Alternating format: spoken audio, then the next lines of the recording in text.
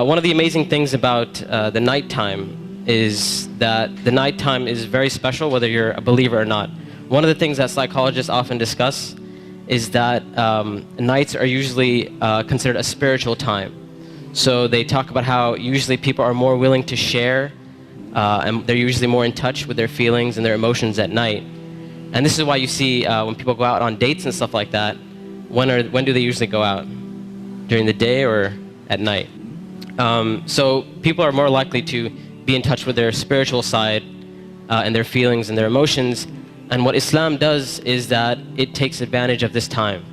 So while other people are busy doing other things, a believer takes that spiritual time and they take that emotional time and they devote it to their Lord. And one of the things that the scholars often talk about is that the night is a testimony of a person's love. So whatever a person loves, you'll see that they'll usually devote their night to that. So if a person's only concern in life is to have fun and party and maximize pleasure, they'll spend their night trying to do that. If a person's concern is their afterlife and their love for Allah, then they'll spend their night in concern about their akhirah.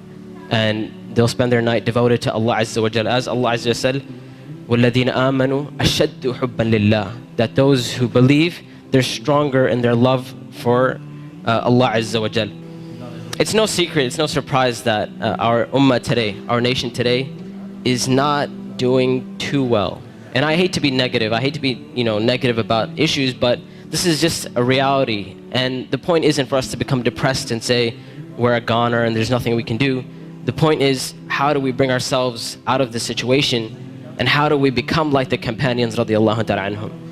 And this is why one of the things that is often said by the classical scholars and even scholars of our time is that if we want to rectify this ummah, if we really, really care about this ummah, we really want to change this ummah, then we will not be able to do it except that which changed the beginning of this ummah. Meaning, if we really care, we really want the ummah to progress. Now we're Muslims living in the West and we care about Muslims in America, and we really want Muslims to be in a better state. Then we have to look at the sunnah of the Prophet ﷺ and how the companions did it. And it is in that we're going to find our ummah come to life.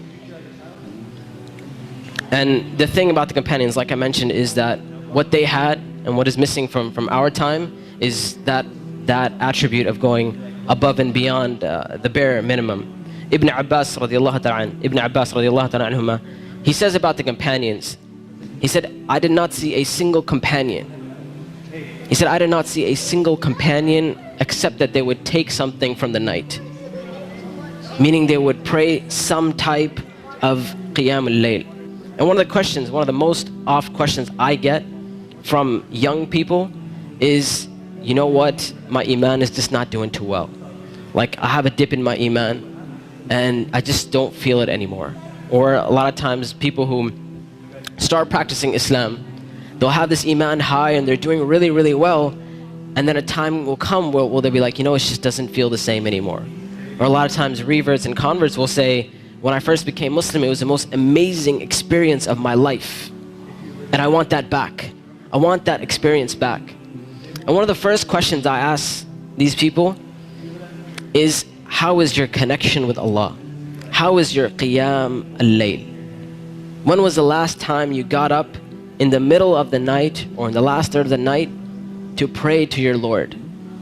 And if the answer usually is, well, I don't really do that. I just try to do my 5 daily prayers. I'm just happy if I can get that in.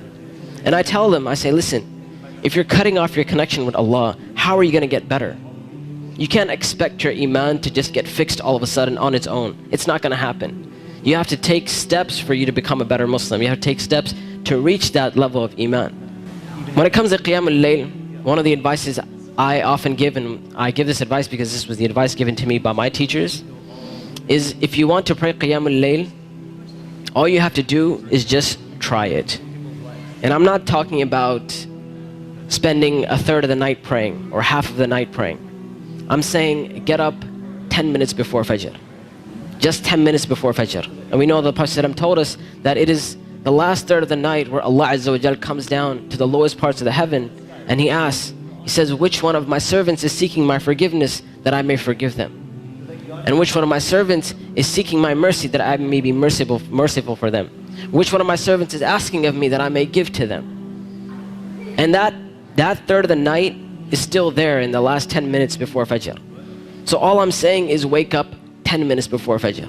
Not an hour, not 2 hours before Fajr, 10 minutes before Fajr. And try and pray Qiyamul Layl. And experience this amazing spiritual nature that Allah Azza wa Jal has given us. This blessing that Allah Azza wa Jal has given us. And when you get up in the night, number one, you'll see your heart transform. You'll feel your heart unlike you've ever felt it before. And I know a lot of us, and this is a problem which is very, very common, where we look at Islam and all we see is a bunch of things we have to do. And we're missing that spiritual side of Islam. We're missing that connection with Allah and our Creator. And I tell you that if you're seeking that connection, then get up and pray Qiyamul Layl. You will see your heart transform. You will see this tranquility and peace that Islam is supposed to be. You know, people talk about Islam means peace and all that kind of stuff. If you really want to experience that, get up in that last third of the night. Get up for 10 minutes and you will see that peace and tranquility descend upon you.